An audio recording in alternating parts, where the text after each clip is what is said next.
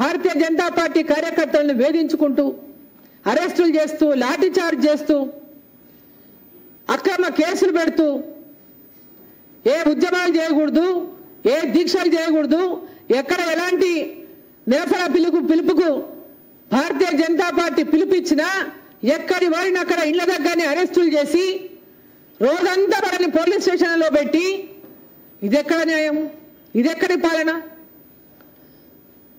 ప్రతిపక్షాలు ప్రశ్నిస్తే కల్వకుంట్ల చంద్రశేఖరరావు ప్రతిపక్షాలు ప్రశ్నించనే కూడదు, వారు ఏం చేస్తే దానికి జీ హుజూర్ అనాలే. అట్లా అనుంటే ఈరోజు తెలంగాణ వచ్చుండేదా మిస్టర్ కల్వకుంట్ల చంద్రశేఖరరావు గారు అని చెప్పి నేను ప్రశ్నిస్తా ఉన్నా. ఆనాడు అధికారంలో ఉన్నటువంటి పార్టీలు, ఆనాడు ఉన్నటువంటి పోలీసులు మీలాగానే వివరించుంటే తెలంగాణ వచ్చి ఉండేదా అని చెప్పి నేను ప్రశ్నిస్తా ఉన్నా. ప్రజాస్వామ్యానికి విలువలు లేకుండా,